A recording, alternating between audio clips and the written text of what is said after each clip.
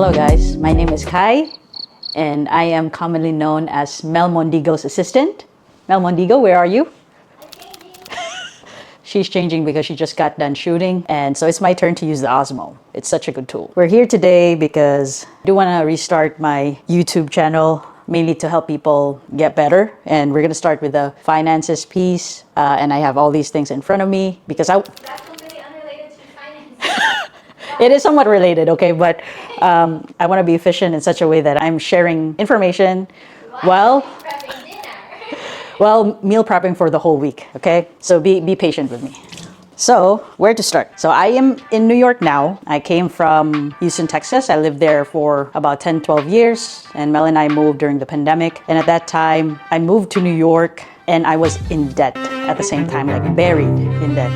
Did I say that right now?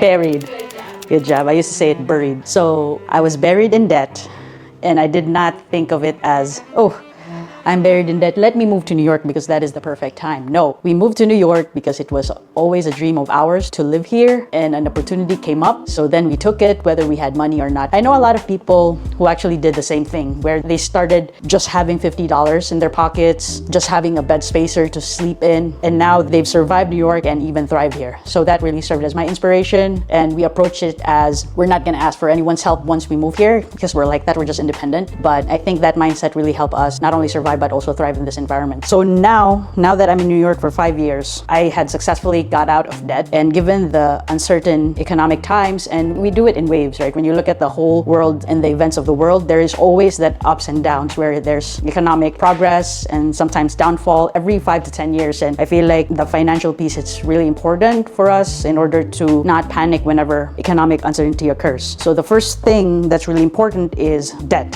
making sure that you're not in debt. And I too, I'm not in debt. So I was able to get out of that. And the reason why I even got into debt.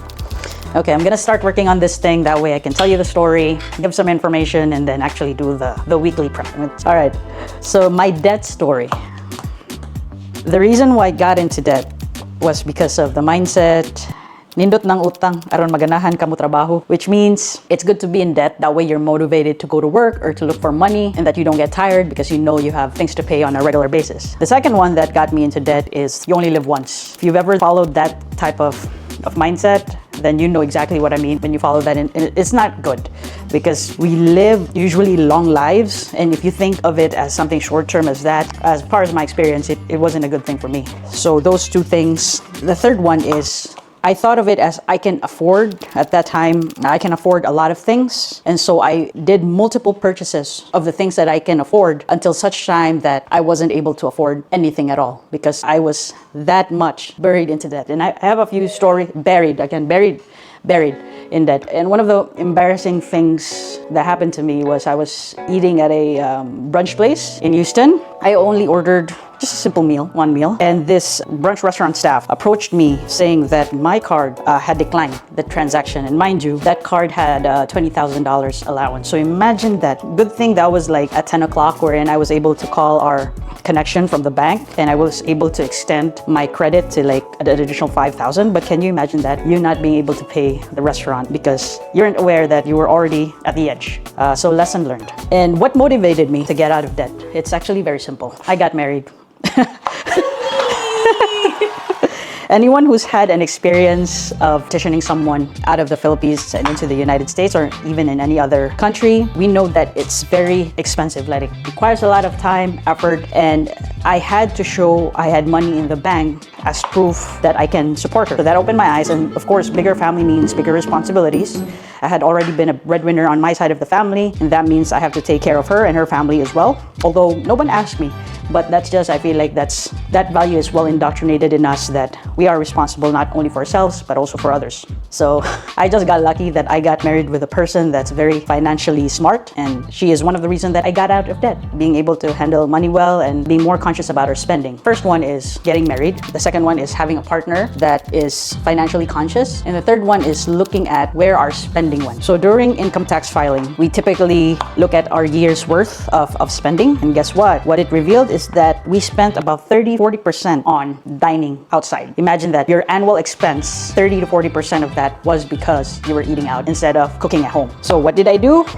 I got scared being responsible for a lot of things now, and we had to prepare, to get married and things like that. What I did first, now that I was conscious of the things that I needed to own. I need to own all these, mismanagement of my money. What I did first was close all my credit cards. Am I okay Sige. to get stuff here? Yeah, alam kayo, sige. Ko.